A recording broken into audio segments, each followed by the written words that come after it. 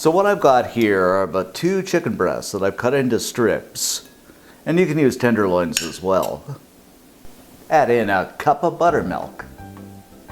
And the buttermilk really helps to make the chicken crispy. And if you don't have buttermilk, I'll put a link below. You can make it from scratch. Add in a couple of tablespoons of mixed pickle juice.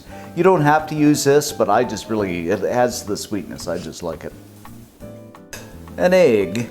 It's funny how eggs and chickens go together. Okay, for the seasoning, we're going to mix up a teaspoon of pepper, a teaspoon of salt,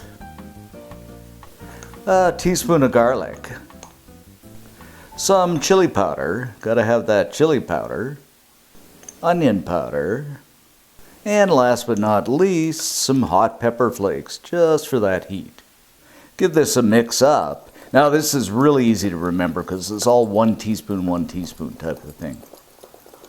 And I'm going to add half the seasoning into the chicken, and remember this is only half.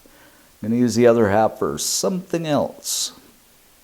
And we'll just give this chicken a good toss until it's beautifully coated. Now I'm not going to, but you can leave this marinate in the fridge for an hour, even overnight if you like. Now we'll just set our chicken aside while we work on our flour dredge. For that, I'm going to combine a cup of flour with the remaining seasoning that we made up. Give this a mix up.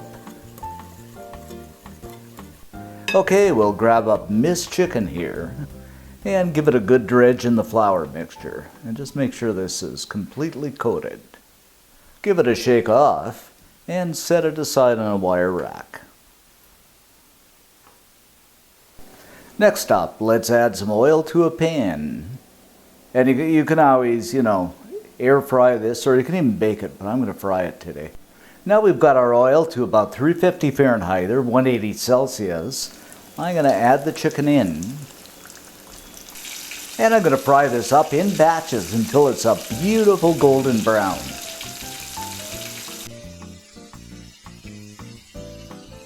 After it's beautifully browned, I'm just going to set it aside on a wire rack. Okay, now the chicken is beautifully done. Let's make up our sauce. And to do that, I'm going to grab 4 tablespoons of butter to a pan. And we'll just go ahead and let this melt down. Add in 5 cloves of garlic, chopped garlic. I know that seems like a lot, but you want to keep those vampires away. We'll just go ahead and stir and saute this just until it becomes fragrant. Doesn't have to be brown. A couple of tablespoons of mayo. I'm just using Hellmann's here, but I hear Duke's is really good too. But use the mayo of your choice. A 1/4 cup of Parmesan. Now you can use fresh too, if you have it on hand. And a good handful of chopped fresh parsley. Now we'll just give this a good stir. Oh, this smells really good, guys. Ah, yum. This is delicious goodness. So we're good to go here. And we'll just go ahead and drizzle that wonderful sauce over top of the chicken. And we'll just go ahead and give this a toss until it's beautifully combined. Oh, just look at this, guys. Doesn't this look incredible? Wowzers. Now, my friends, it's as simple as just plating this up. And there you have it, guys, our creamy Parmesan garlic chicken. Absolutely delicious.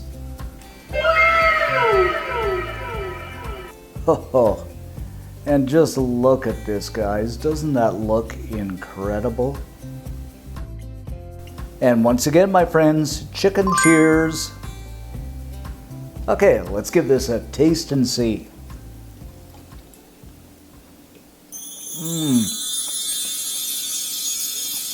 What can I say?